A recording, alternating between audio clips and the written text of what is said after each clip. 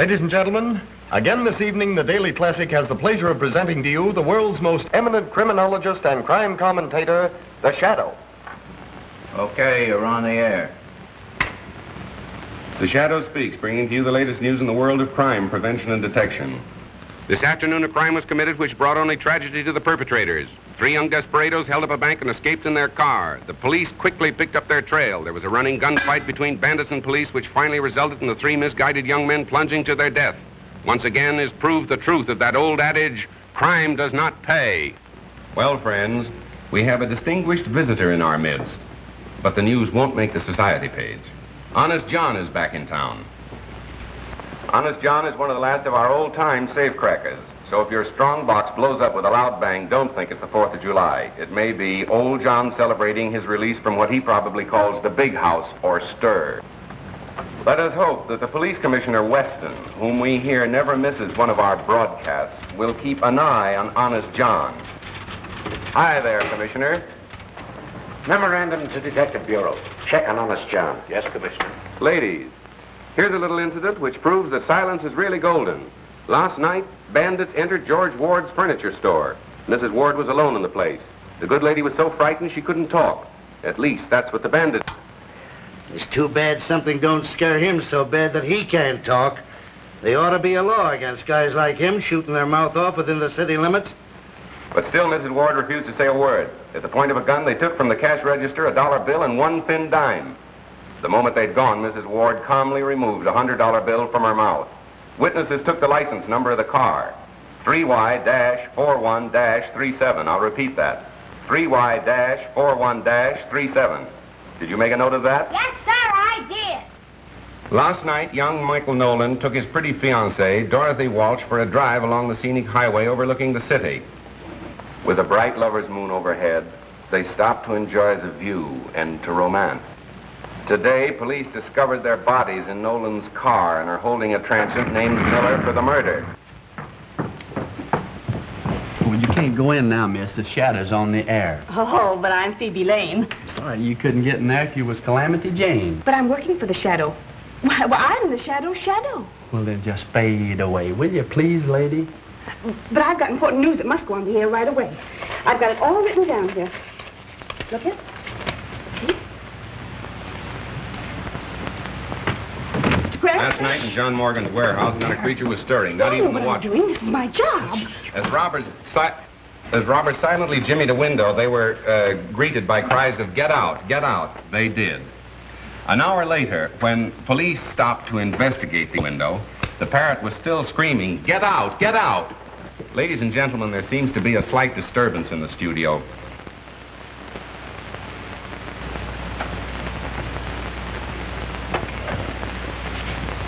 Ladies and gentlemen, a newsflash has just been handed to me. I can't guarantee its authenticity, but here it is. A big theater robbery is planned to take place downtown in half an hour. In fact, 9 o'clock. Read the Daily Classic for particulars. And now, the Shadow bids you good night until tomorrow. You didn't give the name of the theater. The police won't know where to go. No, and neither will 10,000 other thrill-hunting sightseers. But hadn't you better phone the police? I don't think you have to worry about that. Good night. Good night. Hello. Oh, hello, Commissioner. It's the police. Yes, I have that, too. The Metropolitan Theater. The Metropolitan Theater. See here, Cranston, if this turns out to be a phony tip, I have a good mind to sue you, if I can find the proper grounds. Why not breach a promise, Commissioner? Listen. Radio broadcasting. Hook me up for an emergency order to all cars. General Law 6-2. All radio cars concentrate in Sector 8. General Order 6-2. All radio cars concentrate in Sector 8. That is Well, all. that's us again. Guess you'll have to get along without us, Frank. Well, I guess I can hold this down alone. Go on. Oh, by the way, Miss Lane, where did you get this tip? From a man. From a man. Well, who was it? Don't you know his name? No, but he had an honest face. Would you mind giving me some little hint about how you met this honest face? Well, there was an automobile accident. And suddenly I remembered I was a reporter for you. So I stopped and asked the people their names and addresses and things. And one man said, I can't give you my name and address, but I can give you a big story. And he did. That's what I'm afraid of. He said the Metropolitan Theater will be robbed. What time? Goodness, I forgot to ask him that. And you had me put that choice morsel on the air. Well, he was so sincere, and he had such an honest face. Well, you better spend more time awake. How did she get in? Well, I tried to stop her, but she scratched. Well, sir, did you hear that pipe dream I just had on the air? Yeah, where did you get it? A man told her. Told who? Phoebe Lane, the girl you wished on me, the honor student of college journalism. Say, will you get her out of my hair and put her back on the household page where she belongs? Not a chance, Cranston. She says she's all fed up with recipes and household hints. She wants to be a real reporter. Oh, I see. Romance and adventure stuff, huh? Well, Mr. Heath, is she running this newspaper or are you, sir? Cranston, as long as she happens to be the owner's niece, I'm afraid she can pick any seat she wants for a ride. Oh, it's one of those, is it? Well, there's no law against our making the joyride a little, shall we say, bumpy for her, is there? Not that I know of. Thank you, sir.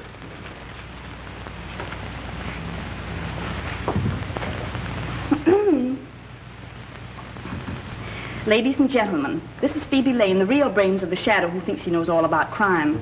But the real crime of the age is the way he makes you think he's so smart, when it's really me that does the work all the time. Hello. I didn't see you. That's quite evident. I didn't mean what I said, Mr. Cranston. I hope you can forgive me. I wish I could forget you. Oh, if you think you're going to have Metropolitan Theater robbery without me, you're crazy. That is my story. Wait for Phoebe. Hello, Mr. Cranston. Now listen, Mo, you're a fine driver and all that, but you're not working for me. You mean I'm fired? No, but you will be if you insist upon calling me by name. Now remember, you're no good to me unless you don't know me. Okay, stranger. Where to? Metropolitan Theater. This is going to be thrilling, isn't it, Mr. Cranston? Yes, and dangerous, too, particularly for you. For me? Why? Well, when the crooks start shooting, it seems they pick off the girl first. I never knew that. No, a strange quirk in the criminal mind. Nobody seems to understand it. Oh, but I understand it. It's because they realize that the girl is really the smart one. They have to get her first. Miss Lane, why didn't you stick to the baby and biscuit end of the newspaper business instead of hurling yourself into the jaws of death? Because I'm tired of babies and biscuits. I want thrills, adventure, romance. Ah, but the household hint page is the place to find it. The home is the very symbol of romance. Oh, no, it isn't. The nearest I ever came to it was when a cross-eyed washing machine salesman tried to kiss me in the model kitchen. Young lady, you're impossible. Not if the right man comes along.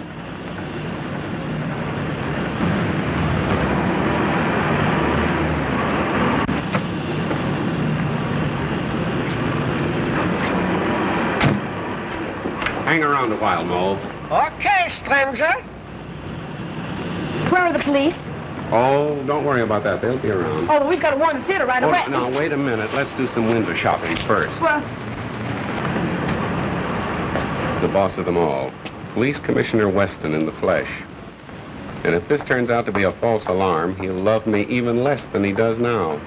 oh, but I'm sure it isn't because he had such an honest face. Scram.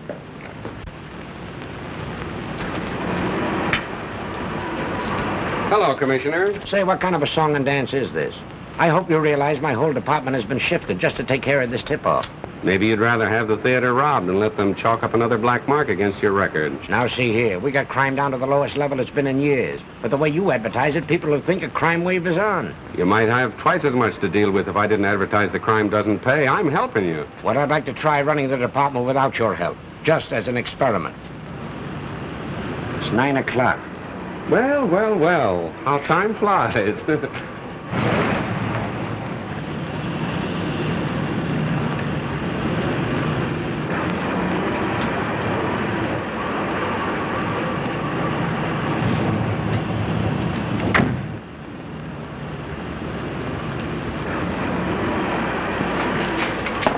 What have you got there? It's my violin. What are you taking it in there for? What to play it, of course. I am a violinist. Yeah? Let me see it. Please, be careful. It is very valuable. Shut up. See? I no lie. I'm sorry. I owe you an apology. Take those off.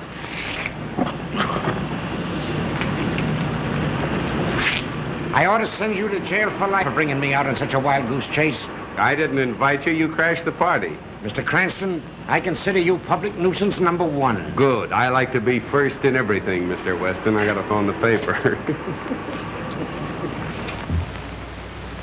Hello, Heath. Cranston speaking. That robbery tip was just a gag to get the radio cars off their regular runs. Yes, I got a hunch something big is going to break elsewhere. Better hold page 1 in my column for remake. Oh, and have Burke stand by. Yeah, so long.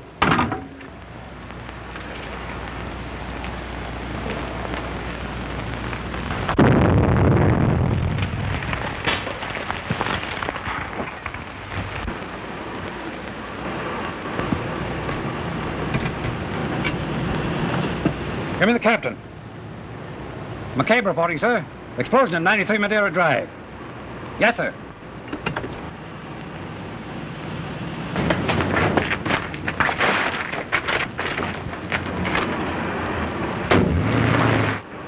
First you tell me to get all my cars down here to stop a robbery. Then you get me to rush them all back before there is a robbery. What kind of a merry-go robbery is this anyway? I know, but then there's... Calling all cars from District 9. Calling all cars from District 9. Explosion reported at 9-3 Madeira Drive. Explosion reported at 9-3 Madeira Drive. That is all. Oh, Mr. Cranston! Wait for Phoebe! Oh, taxi!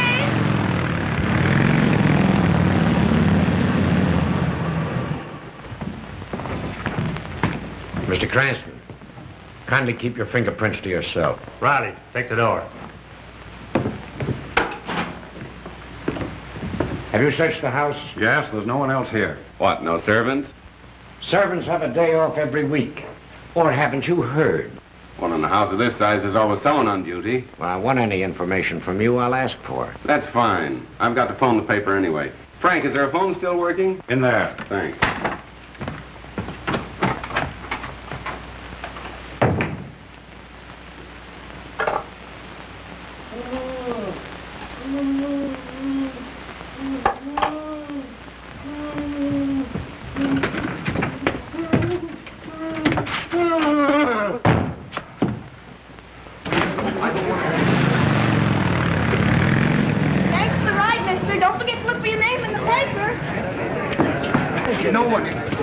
Stand back, lady. Oh, but I'm a reporter. I'll show you my press card. No reporter. Oh, but officer, I've got to make good on the story. I've got a sick mother. Oh, yeah? Well, your mother's going to have a sick daughter if you don't scram out of here. How many of them were there? I really can't say, sir. Oh, come on. You must have some idea. Think back. I think there was only one, sir. I was grabbed from behind. Oh, I'm so shaky, I think I'd better go to bed. All right. Thank you.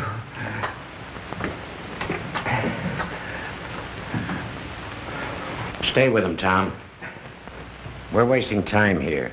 Get your men out and bring in the man who did this job. An old-time safe blower who just got into town. His name is, Honest John? Honest John. Bring him in and we'll charge him with robbery and homicide. The motive of the crime wasn't robbery.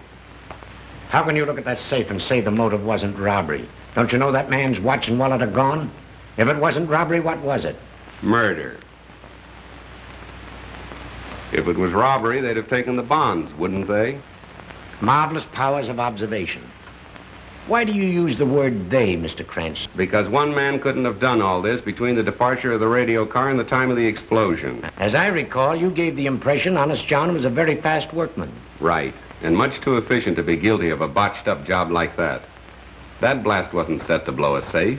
It was calculated to kill whoever opened it. I say you're wrong. That's great. I'll see that your opinion is given its proper unimportance in my column tomorrow. There won't be any shadow column tomorrow. Oh, no? No, and for a long time to come. Inspector, kindly file this gentleman in one of our steel cabinets. Somewhere out in the stick. On what charge, Commissioner? Material witness. Thanks for being the first man on the scene of the crime. You certainly use your brain, Mr. Cranston. I wish I could say the same for you, sir. Oh, never mind those things. I don't go in for flashy jewelry.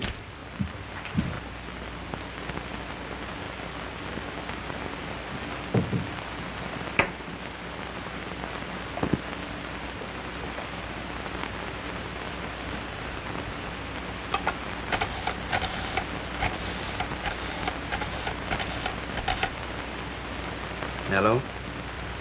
Give me the desk, sweetheart. Burke speaking. New lead off for Shadow Column. He says Weston all wet with robbery theory on Morton case. Says it's murder using robbery as a cover-up. Honest John? Nah. He's just as innocent as a new laid cornerstone. Oh, yeah, say, Cranston's been pinched. Yeah, held as material witness. On the way now to some hick-town who's gal. Oh, sure, right on my toes. Well, so long, pumpkin puss.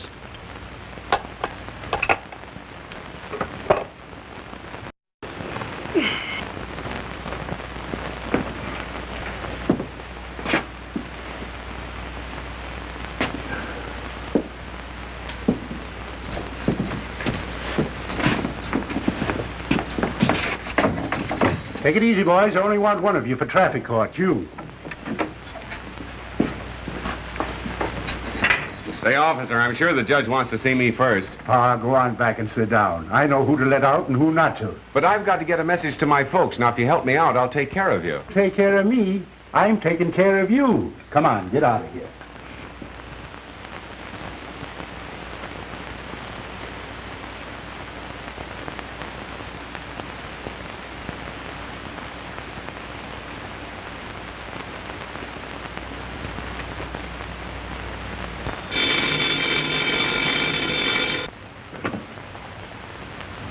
Hello, Heath. Well, I suppose you want to know what happened to your man, Cranston. After what you let him print yesterday, this is a fine time to call me up and ask for anything. But, Commissioner, you've got to let him out for the broadcast tonight. Why, thousands of people are waiting. To hear what else he has to say about the stupidness of the police department, huh? Well, let him wait. And furthermore, unless he changes his tune and lines up on our side, I'm going to cut off all police news from your paper. But the news is public property. You can't... Keep your men away from the records? Of course not. They can have the same access as other citizens. And I'd like to see you get out a newspaper on that. All right, Commissioner. Anything you say. But you've got to let the Shadow out in time for his broadcast tonight. We can't disappoint the public. Can't disappoint the public, eh? Well, we can't mislead them either. Goodbye. But... we must have got cut off. Say, what are you in for? Nothing. You mean you've done nothing? Absolutely nothing. They're holding me without charge. Oh, well, now that's some scrumptious. That's the greatest. I never heard such a thing in my life. They can't do that to you. Hey, jailer! Pardon me. Hey, jailer. Keep your shirt on. I'm taking you out right now. Me? I don't want to go out. I've got a right to stay here. This is the man who wants to go out. Listen, tell that to the judge, and he'll take care of your friend and you, too. Oh, don't you worry, everything's coming out. Now, wait a minute. Don't handle me so rough.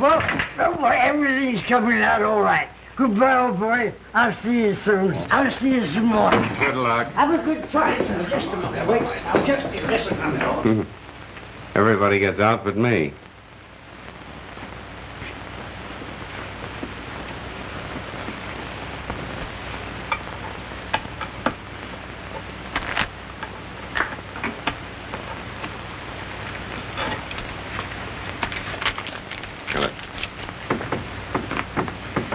When you get out, make a phone call for me, will you? Sure, fella. I'll give you the number of the paper I'm working on.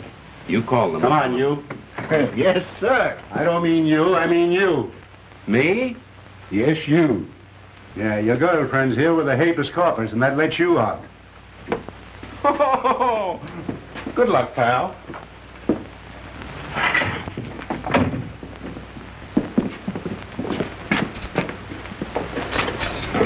Nice little Phoebe to call for you. Yes, thanks a lot. Don't thank me, thank Mo. How much was it this time, Mo? Is this a place to talk business? Don't worry, it'll be on your bill. There, too. The office. Okay, stranger. Cranston. Well, he must be here. Well, he goes on the air in a few minutes. Well, where is he? You looking for me, sir? With millions of people about to tune in on your broadcast in a few minutes, I should worry where you are. You don't think I'd miss an opportunity to pay my respects to Commissioner Weston, do you? Now, look here, Cranston. You've got to lay off Weston. I see. He's been sticking a knife in me with one hand and patting himself in the back with the other, and you fell for it. You're smart enough to report crime without deliberately antagonizing the entire police department. Well, I try to take care of myself.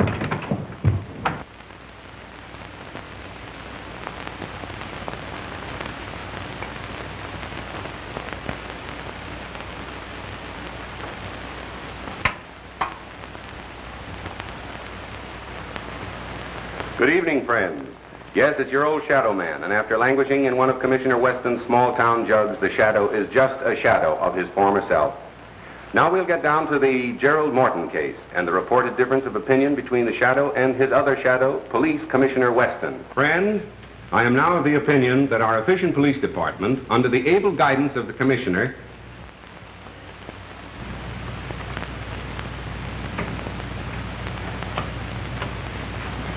Ladies and gentlemen, an emergency has arisen in the studio, and we must pause briefly for station identification. Listening to station EMOR of the Daily Classic. Our program will continue in just a moment. Well, John, what can I do for you? So you're the guy that reminded the cops I was in town. But I spoke of you in a very complimentary way. I said you were tops in your profession. No man can ask for more than that, can he? Yeah, but you sounded off that I'd done that amateurish Morton job. That's my beef. Now listen, when I was cracking safes, which I ain't no more, I was so good I could lift the door off, lay it on a blanket as gentle as a mother's kiss. I know that, my friend. I ain't no friend of yours. Now you turned the heat on me and you're gonna turn it off, see? Now go ahead. Start talking. Tell them who really done that job. Go on. Right into that microscope. But I don't know. If you can't think of anybody else, tell them you done it.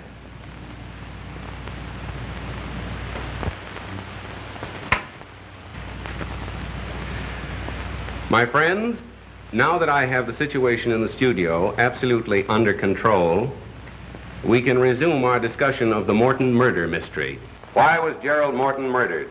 He is said to have been a good man, a charitable and benevolent man, a man without enemies. But although Mr. Morton's character seemed almost too good to be true, other men, supposedly paragons of virtue, have met violent ends, and investigation has developed some extremely unsavory facts. If my own investigation should develop a hidden side of Mr. Morton's life, I shall tell you all about it tomorrow.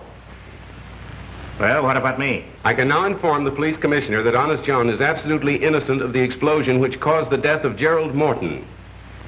As a matter of fact, John, that job wasn't up to your usual professional standards, was it? No, I done better than that when I was still wearing short pants. Surely. Now, I ain't squawking about the cops pinning a murder on me, but when they tries to hang an amateurish job like that Morton blow up on me, I resents it, see? Naturally. I'll get him. Take a general order. Effective immediately. There you are, ladies and gentlemen. You've just had the pleasure of hearing Honest John in person.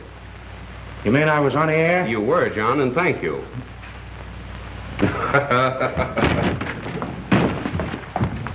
You dumb ox, why don't you look where you're going? Ladies and gentlemen, for the past 24 hours, the entire police force of this city have been trying to locate Honest John. Yet the Shadow has had no difficulty in bringing him to you on this program this evening. For further details, please read the classic. This is the Shadow saying goodbye until the same time tomorrow.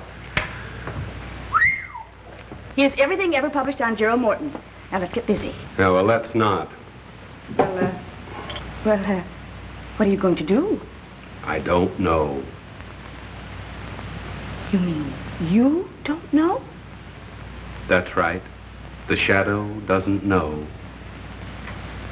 Have one? I tried it once and it made me dizzy. Oh, so that's what caused it. Good night. Good night. This case is getting to be a bore. Why don't you hurry and make something happen? Miss Lane, when lightning is about to strike, one doesn't try to hurry it. Well, nice going, Cranston. You fixed things up just dandy. Now Weston is shut down on all police news, all fire news, and all hospital news. From now on, it's no news for us. Splendid. No news is good news, they say. And that Honest John gag. What is the idea of staging that stunt with a dumb stooge? Mr. Heath, that was no stooge. That was Honest John himself with a gun at my head. You mean the man that just went out? Miss Lane wants excitement, but doesn't know it when she bumps into it. Oh. I don't care if this does make me dizzy.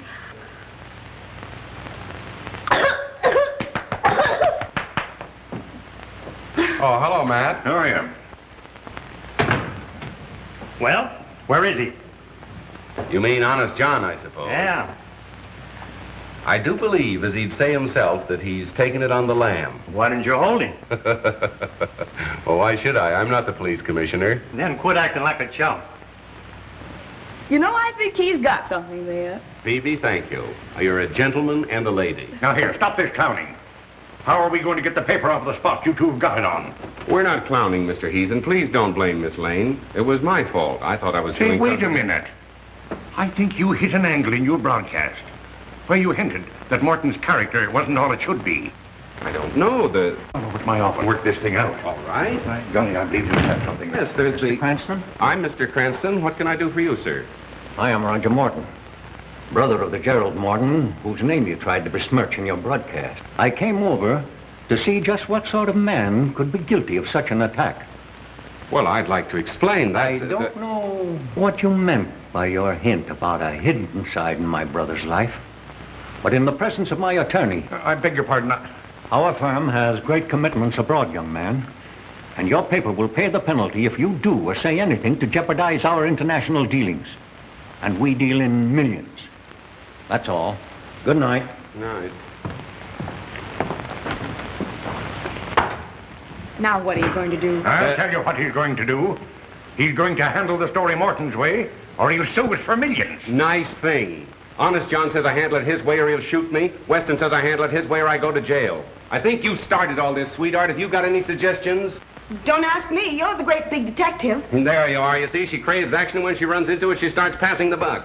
I wish you'd go home and roll your hoop so we can roll up our sleeves and get to work. I'll admit you have performed miracles, like that Allen murder. But there you had a bent pin to start with as a clue. This time you have nothing. You're right. Nothing. Don't forget you've still got Phoebe. Well, we don't want you shot. You're no good to us in jail, and we can't afford to offend Morton. There it is, son. Get us out of it. Just like nothing happened. Well, Miss Lane. Miss Lane went home to roll her hoop. Phoebe. I wonder if Miss Lane would recognize the man that gave her the tip that started all this. Miss Lane would know him anywhere. She never forgets a face. Well, what did he look like? Oh, he was thin. Well, not too thin. No. And, Blonde? He was between a blonde and a brunette, and rather medium sized for a man. And he was thin and... Oh, but I said that, didn't I? Yes, you did. My, what a memory. Anyway, he wasn't bad looking. Well, go on. Anything else? Anyhow, I know how he spoke. How? With a foreign accent. A foreign accent? Mm-hmm. Listen, that's important. Was it a Moscow Russian? I will give you a tip about a theater... no. No, it wasn't that, I see. Italian, perhaps, more liquid. Senora, we know about the theater. No, it wasn't that. French, of course, it wouldn't be French. There is a theater that will be robbed tonight. Oh, no, that's not right. A German, perhaps. I can give you a tip about a theater around the corner that's going... That's nearer. nearer. Perhaps a little finer, huh? Viennese. I can give you a tip about a theater around the corner that... You've got it. That's exactly the way he spoke. Fine. And I'm sure I'd recognize him now if I saw him. Good. Thank you, Miss Lane. Now you can go home.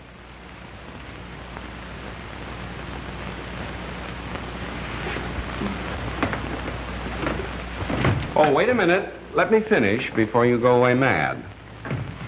Go home, put on your nicest dinner dress, and I shall call for you between 9:30 and 10 o'clock. You mean I'm going to be wined and dined for remembering his accent? No, sweetheart. The idea is to find the man. I don't get it. When you want to find an American, you go where he works. When you want to find a foreigner, you go where he dines. My, but you're clever. Let me see now. Should I wear black or blue or... You'll wear black and blue if you don't hurry. Scram, sister.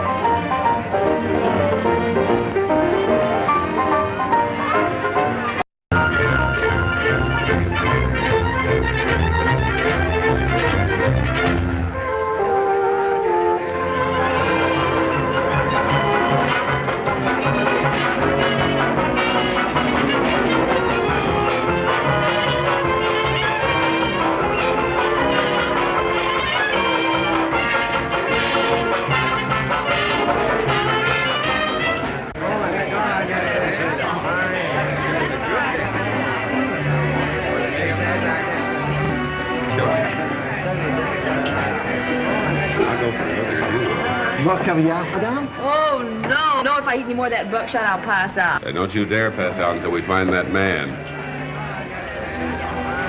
Buckshot? Oh, 1:30. I've looked at so many men that they all look so tired. I thought you wanted to be a reporter. Now listen, you stick around until we find the man, then you can go home.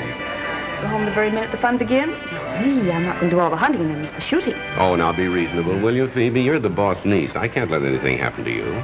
Why did I have to be born a relative? Why couldn't I have been born an orphan or something?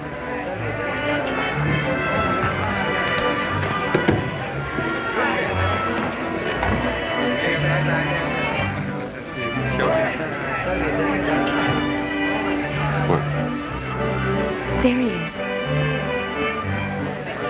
I thought you said he was good looking.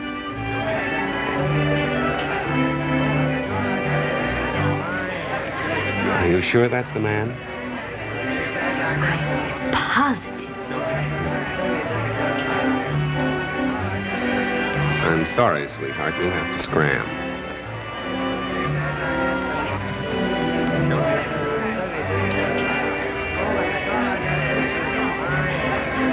Oh, hello. Oh, I am sorry. I have made a mistake. You are not my old friend, Captain Litzman, as I thought. My mistake was a natural one. You know, I have not seen Litzman since we flew together in the war. I see you are an ace also. May I know the name? Mine is Stolsky, Baron Stolsky. I'm called Floto, and this is my friend Starkov. How do you do?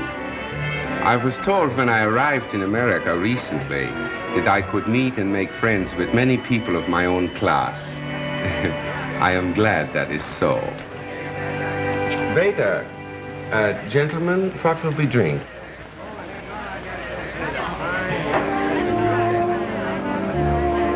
Lassor 26. And make sure it is 26, please. Très bien, monsieur. Hello, darling.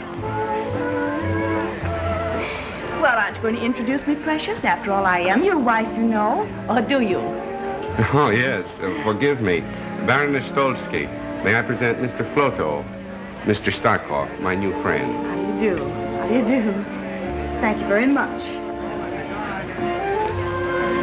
For a recent arrival in America, as they say over here, you must be a fast worker to have married so charming a girl so soon. Well, it was a whirlwind courtship.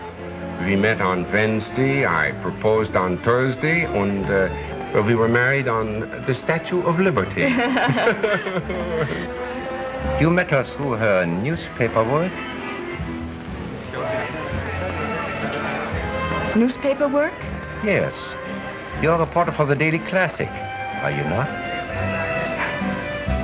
Why, no, there must be some mistake. Why, I'm just not clever enough to be a reporter, am I, darling? No, darling. Pardon my mistake. America is a land of women so beautiful. They all look alike. Sorry, monsieur, cannot save you. The bar is closed. It's after closing hours. Oh, that's too bad. I had counted on talking over old times with you. But my apartment is never closed. Come, we'll go and have a drink and chat before we break up. I'm afraid we cannot join you. You know, the Baroness never keeps late hours. Oh, but one evening won't matter, darling. We'd be delighted to go. Come on, dear.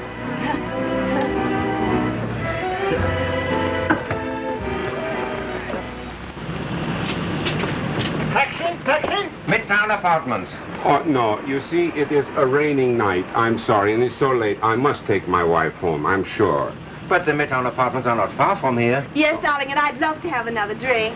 Oh, easy. You see, my wife gets these attacks, you know, when it's late and raining. I must take her home, but we will see you tomorrow for luncheon. At the Hofbrau at 1. Luncheon, 1 o'clock punctually. Good. Yes. Well, 12 Dutton Street. okay, Splinter. Good night, gentlemen. Good night. Good night. You ought to let this coffee write your column. It's strong enough. Good, strong coffee for a strong, silent man. How's this? The Shadow says that his statements over the air yesterday regarding the character of Mr. Gerald Morton were unjustified, and those statements are hereby withdrawn with due apologies to Mr. Morton's family. Yeah, but you'll have to apologize to Commissioner Weston. Let's not go overboard in our enthusiasm for whitewashing ourselves. But you've got to square the paper with Weston. Tell how it happened. Describe the scene. You with the mic and Honest John with the gun. I was afraid you'd be expecting that, so I wrote it last night. But I don't like it. My apologies to Commissioner Weston. Perhaps he's right in his belief that Honest John is the... My statement on the air that the man was innocent was made while John himself was holding a gun at my head. And I hope that the Commissioner, with his usual fair-mindedness, will restore the classic favor. Great. Now Morton can't sue us. And the Commissioner will have to restore our news. Oh, I spend years building up a reputation as a crime expert, then have to expose myself as a stuffed shirt that gets kicked around by the police department. Well, look here, son. If you're so keen about that reputation of yours, why don't you solve this case?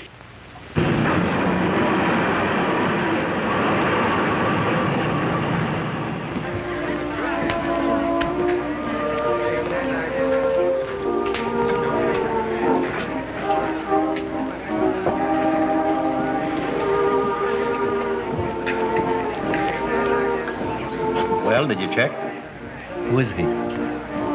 The Shadow, the criminologist. He's not to be taken lightly. Neither were the best detectives of Paris, London, New York. Yet, here we are. An amateur. Well, Mr. Cranston, how are you feeling this morning? Now listen, Mo, for the last time. If you ever call me by name again or recognize me or even speak to me before you're spoken to... I'm fired. That's right. Okay, stranger.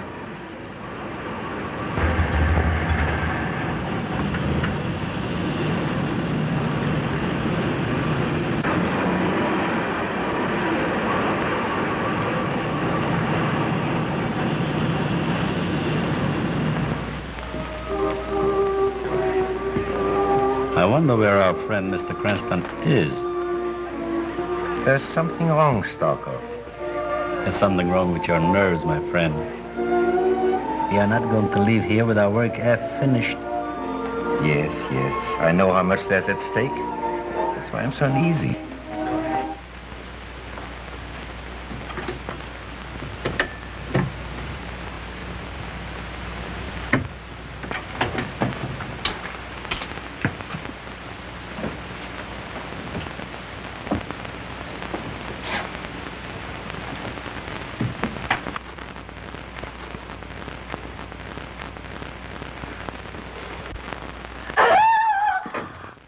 That's right. Tell everybody we're here. Suppose Floto or Starkov would have been behind this door instead of me. Oh, but they couldn't be. They're both at the restaurant. And I thought you'd be there having lunch with them, too. Oh, and this would be a good time to do a little detecting. Uh-huh. Well, for once you had a good idea. Well, come on, let's get busy and look for the clue. So you've got a clue, have you? Why, yes, the watch and the wallet that were missing from the man's body. And where do you suggest we look for them? Well, my mother always used to hide things under the mattress, and... Oh, if we could only find a teapot, I'm sure it would be in there. Well, then all we have to do is find a teapot. Uh-huh, come on, let's get started. Telephone, Mr. Floto. Hello. We have waited long enough, Rudolph. Has our man come home from downtown? Not yet, sir. I understand he won't be home before late. He's to meet our countrymen here for a final conference tonight. We must know his plans. Keep in touch with us at the apartment. Be there in a few... Waiter. Yes, sir. Check. I think we should definitely stay here and find that watch and wallet. Now, my woman's intuition...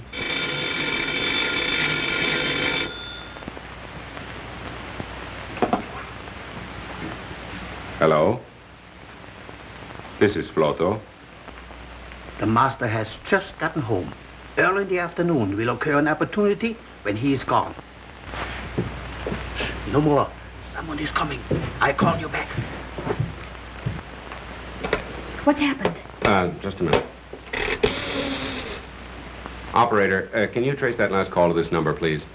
But it's important. Oh, I see. Thank you.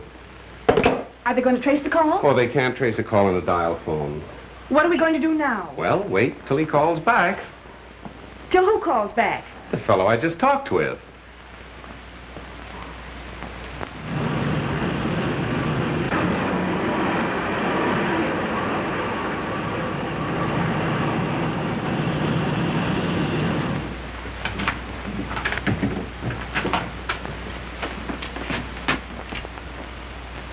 Oh, hello.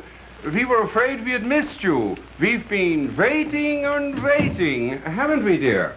What are you doing here? Well, we came for the luncheon. But the appointment was to have luncheon at the restaurant. Oh, how stupid of me.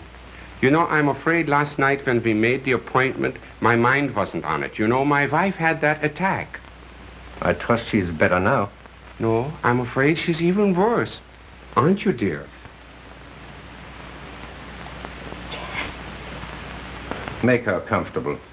We soon have lunch. Oh. Oh, poor darling. No, you see, she's getting another attack. I must take her for the air right away. Just a minute, Mr. Cranston. Your hand, Mr. Shadow. What do you suspect us of? And why? Oh, well, now you'll have to listen to the broadcast to hear that. You see, our business is to get interviews, not to give them. Isn't it, sweetheart? Yes, sir.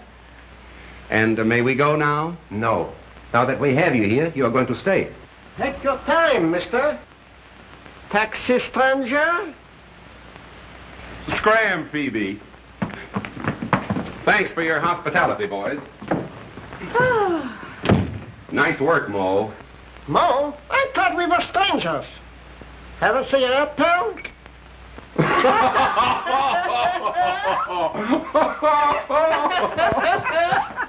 The police. What makes you think so? Because he prefers to wake alone. Hello. What's that? That wasn't I. We were not at home then. That was Cranston. Repeat what you told him. It's Rudolph. He told Cranston his master would be at home this afternoon, that an opportunity might occur to strike. That's indefinite. But incriminating. You must act at once, today. Tomorrow may be too late. Naturally, my woman's intuition told me that we should get out of there, but I was afraid to tell you because I thought you'd laugh at me. Well, thank goodness it's all over. There's nothing to worry about now. You take your woman's intuition and go to luncheon. Oh, trying to get rid of me. Well, I'm not going to go. I'm not going to miss any more fun. Well, I've got some work to do. Now, you run along, please. All right. It's a good girl.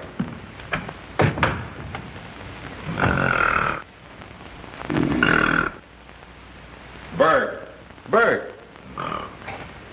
Bert! Bert! Come on, get up and get going. Where to? Go to the Midtown Apartments, stake out, watch for two foreigners in a closed car. Phone me as soon as they leave. Okay. And hurry for a change. Okay, Chief. Hello? Oh, yes, Mr. Heath. No, still as much in the dark as ever. Well, those fellas are rather clever. As a matter of fact, they're planning another deal right now. Well, if I knew that, I wouldn't be hanging around here Pardon me. Come in. Oh, hello, Barrows. Sit down. Be right with you. Yes, Heath. No, thanks. I don't need you. What I need is a clairvoyant. Right. So long. I have that Morton information for you. Good. I understand that Gerald Morton's firm was interested in some very big international deals. Was that right? Yes, they still are. I made these notations for you. Their recent underwritings include 10 million Argentine Fords, 28 million Danish refunding 2.5s. And I understand they'll soon issue several new European debentures. Well, what about them? That might be a good investment for me. Certainly. However, these new bonds that Morton & Morton are about to offer seem to me to be highly speculative. But if the 50 million is spent to build up the army as intended, the exiled aristocrats will never succeed with their threatened revolution. Good. That's what I wanted to find out. Oh, pardon me. Miss Lane, do you know Mr. Barrows, our financial editor? How do you do? How do you do? What's this all about? At a time like this, you're talking about investments. I'll be with you in a minute. Editorial. Editorial. Cranston speaking. Whole shadow column for remake. Right. I brought you some lunch. I was in such a hurry I dropped your bottle of beer, but we can share mine. A good assistant would never let her boss go hungry. Oh, thank you, Miss Lane. And now will you phone the commissioner and tell him I'll call him back later? What's his number? You'll find it in the book.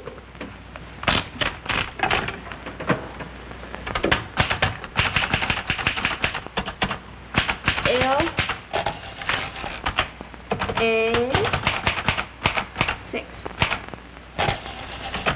7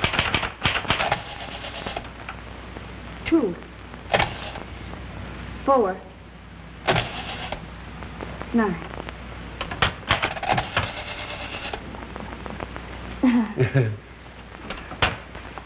There you are, Commissioner. First edition on the streets now, with a full explanation apology by the shadow. The apology could have been stronger. I hope this paves the way for renewing friendly relations. I'm no enemy of the shadow. I always give him credit for being somewhat clever, but he should remember he's only an amateur. After all, we're professionals. That's right, Commissioner. And I hope that you'll restore the Daily Classic to good standing with the department right away. Of course I will. Take a general order. Cigar, Commissioner? No, thanks. Wait till you get a load of this, Phoebe. The Morton case will break wide open tonight, and it'll be a big surprise to the police. Pardon me. Under the misguidance of Commissioner Weston, the department has wasted 24 hours searching for the wrong man, with the right men under their noses all the time. But won't that make the commissioner furious? Pardon me. You would get hard-boiled eggs.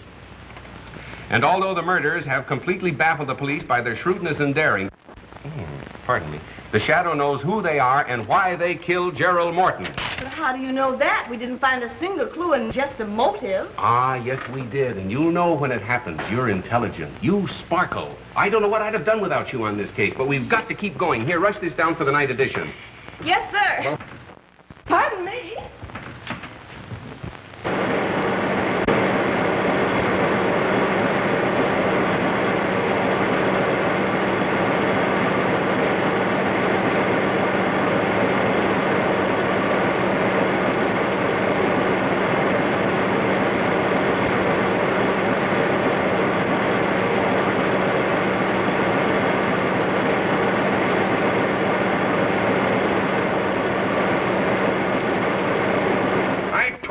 Fight Weston.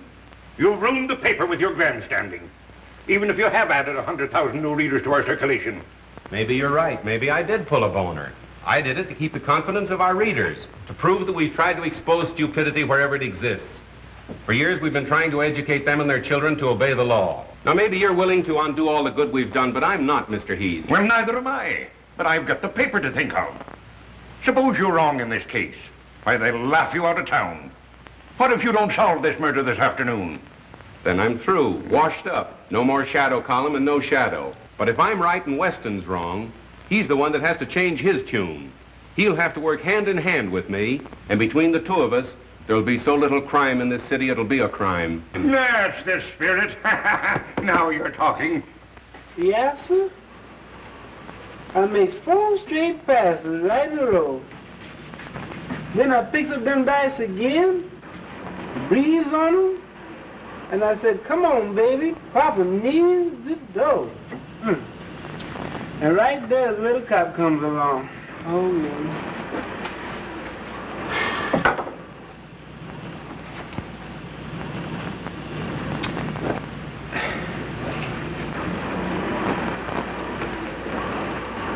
Well, how's that, boss? A boss?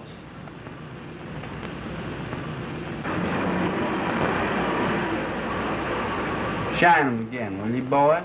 Again? I done shot him 3 times.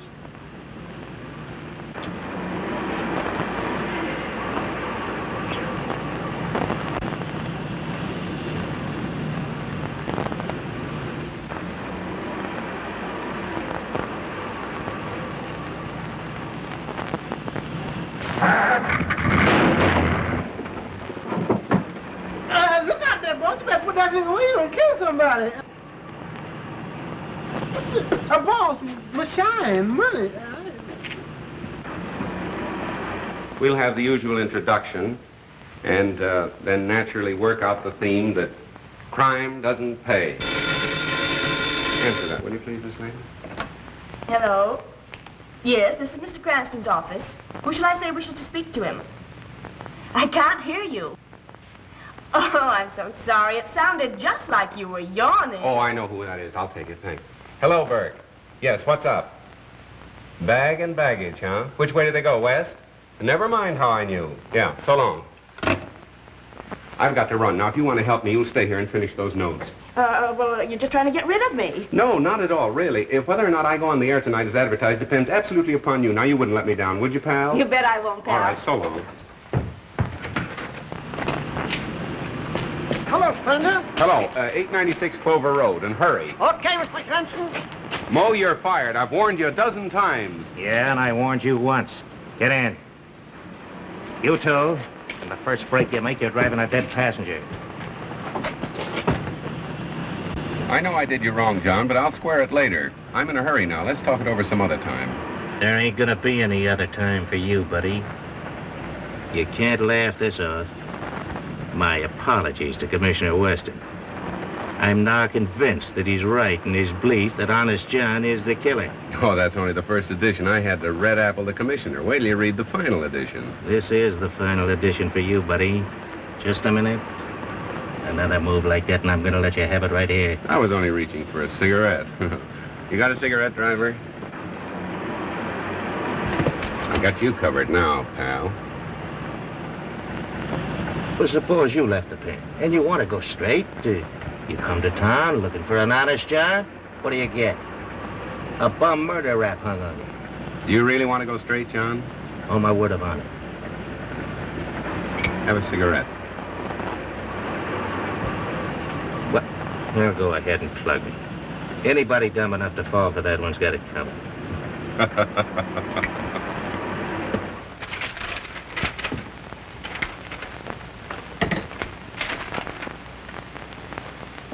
Am I on the air? Thank you. Ladies and gentlemen, this is Miss Phoebe Lane, the Shadow. If Police Commissioner Weston is listening in, I should like him to know that the Shadow and I think he's the world's prize sap, and we intend to leave no stone unturned. The Shadow knows who killed Gerald Morton and why.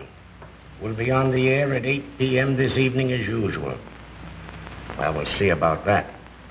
Matthews, what's the law covering withholding of evidence from the police? Section 164, Revised Criminal Code, sir. Get out a warrant for Cranston and pick him up at once. Yes, sir. And now, ladies and gentlemen, I'll give you my own story of how I helped the Shadow to solve the Gerald Morton murder mystery. In the first place, Commissioner Weston and his very dumb stooge, Detective Inspector Matthews, were off on a false scent, as usual, and... Keep right on, sister. You were going great. Oh, I'm so sorry. You frightened me so I didn't know what I was saying, and I never know what I'm saying when I'm frightened. Do you want to see Mr. Cranston? Yeah, just to say hello. You're not going to arrest him again. Oh, no. Cranston and I are old personal friends. Oh, then I can tell you where he is. He's out in the Morton case. Ah, Morton. Thank you. Be sure to thank Mr. Cranston for me. Well, thank you, Mr. Matthews. I certainly will. I'm sure he'll thank you. Mm-hmm. Goodbye. Bye.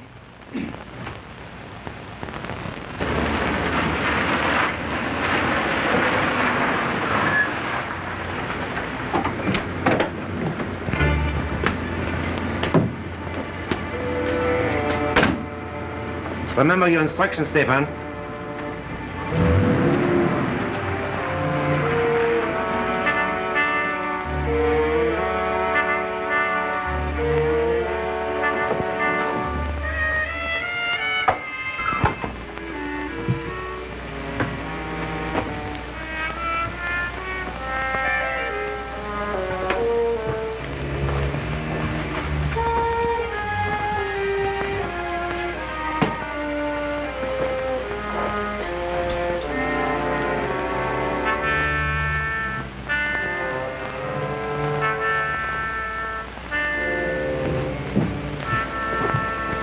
Sorry if I kept you waiting, gentlemen.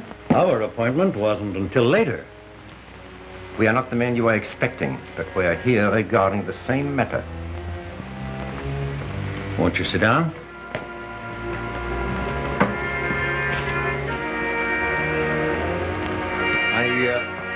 Really, there's no need of that. The business is out of the confidential stage, and the deal is about to be concluded. The deal will never be concluded.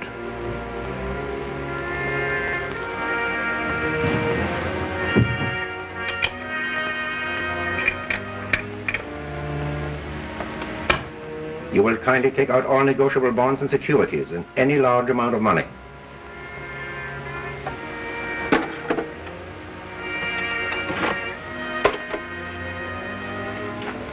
This is all I have of value here. Mrs. Morton's jewels and the bulk of my holdings are in the bank vault downtown. And if you want to... This is not a robbery, Mr. Morton. This is a matter of international diplomacy. These bonds represent much money, do they not? $100,000 or more.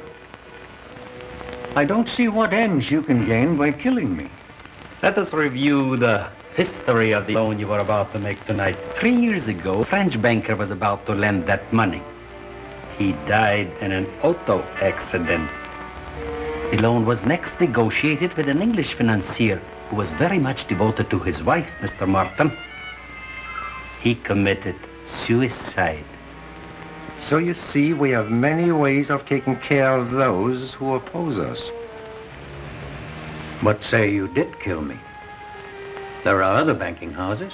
You can't prevent them all from dealing with your country. We intend that the death of both partners and Morton shall throw this bond issue into such litigation as will hold it in the courts indefinitely. Unfortunately, you were not with your brother at the time of the accident we planned for both of you.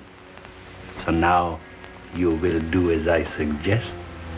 Or, if you're stubborn, we'll wait for Mrs. Morton.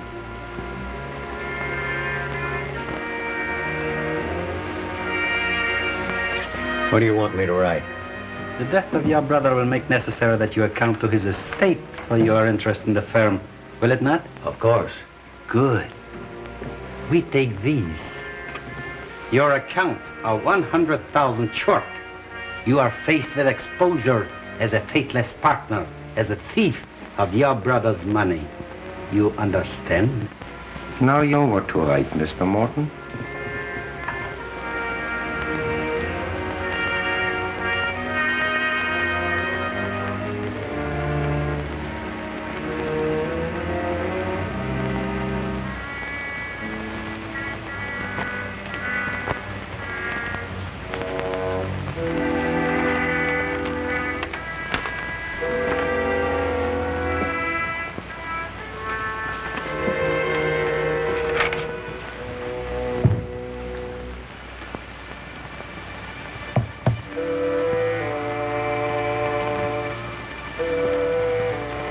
Answering an unspoken question, there's only one bullet.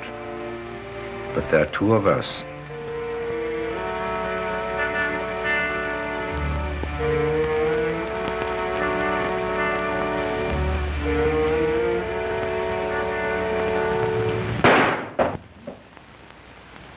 Good shot, John.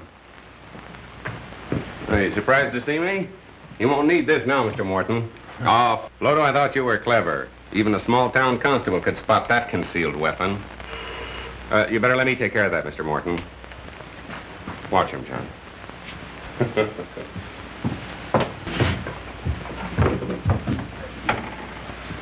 Oh, hello, Matt. Hello. How did you get here? Weston sent me out to pick you up. You're under arrest. What, again?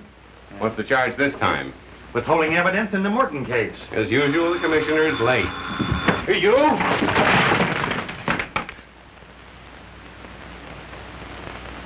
If it's my last act on Earth, I'll put you in jail for life. Okay, you're on the air. The Shadow speaks, announcing that the Morton case has at last been solved and the murderers are now in the custody of our able police. This has been one of the most baffling cases in the Shadow's experience, a case without a clue. Murderers too clever to be caught by ordinary methods, and had it not been for the able cooperation of the police department, the case would still be unsolved. I have already handed Commissioner Weston a bouquet today. But now I wish to do so publicly, and to compliment him for his shrewdness in causing the killer to think he and his men were following a false clue. As a result, the murderer and his accomplices were later taken in the act of attempting the life of Mr. Roger Morton. For the complete story, read the Daily Classic. And now, my friends, I'm going to ask Miss Lane, the lovely young lady who assisted in the solution of this crime, to tell her own story. Ladies and gentlemen, I give you Miss Phoebe Lane.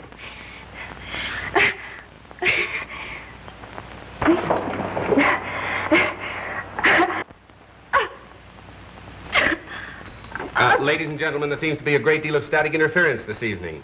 And anyway, we thank Miss Lane for her very vivid description.